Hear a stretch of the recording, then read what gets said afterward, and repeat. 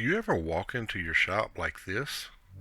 Well, today I'm going to show you 4 easy steps to make you walk in like this.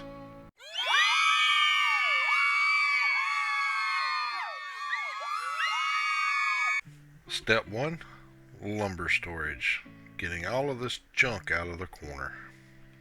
For me, for my shop, the best place is going to be out back. It's under a lean-to. My shop is not insulated, so as far as humidity, moisture, anything is really going to be exactly the same inside versus outside. Just like anything else that I do, I'm going overboard. So I'm going to add a bunch more 2x4s here. I'm going to screw them directly into the studs. I'm going to make 20 brackets. I've got just a ridiculous amount of this scrap 2x4 here. It comes from a handrail that I took down a couple of years ago. I'm just going to use the one screw here just to kind of keep these two together. There's not going to be any pressure side to side, so that's all I need. After I made a couple of these, Captain Obvious stopped by to tell me that if I angled that screw a little bit, that it would be a lot easier and I wouldn't have to keep moving it around. Okay, let's put these up.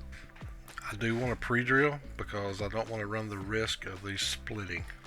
I'm going to set the top shelf level with the top of the 2x4s that I added. Once I get a couple of those up on the new 2x4s, just throw a level up here, put the ones up on the existing 2x4s, everything's nice and level. I'll do the bottom the exact same way but opposite. Line up the bottom with the bottom. Then I centered the center, loaded up all of my junk, moving on to number 2. Step 2, making things easily accessible. My miter station is a little too wide, I'm a little too short, I'm a little too fat. You put the 3 things together, sometimes it's a pain in the neck to get this thing down and back onto the wall. So if you've watched my channel lately, you'll know that I can't just hang this somewhere else. I've got to kind of go overboard with it. I'm going to start with a French cleat, and you can't cut a French cleat without a Wixie gauge. Scientifically impossible. So I'm not going to get into French cleats. I'm sure everyone knows what they are. It's just 245s with a spacer on the bottom. If you don't, go check out A Glimpse Inside. That guy is the French cleat king. So I'm going to sand it. I'm going to round over the edges. I'm going to fill the cracks. It's a little bit ridiculous, but it looks kind of neat.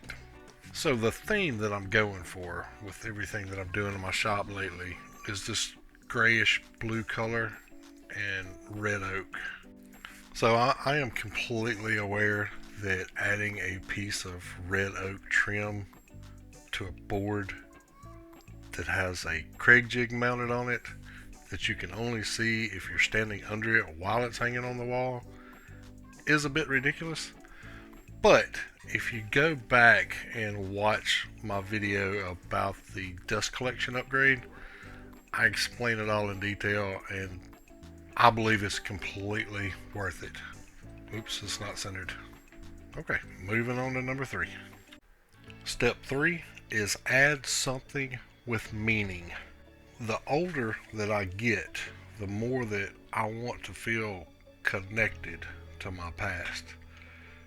I know that may sound weird, I don't know, but either way, this is a template that my dad used to make some of these things for my stepmom years and years and years ago. And if you've noticed in the very beginning of this video, this thing was sitting in that corner with all of that junk that went out to the storage rack. So this won't mean anything to anyone in this world but me, and I know it's taking up valuable wall space, but when I look at it, it makes me happy. So moving on to number 4, a lot less sappy. Number 4 is clean your shop. Just do it.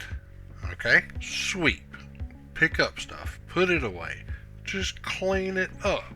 You have a completely different mindset walking into a clean shop than you have walking into a messy shop.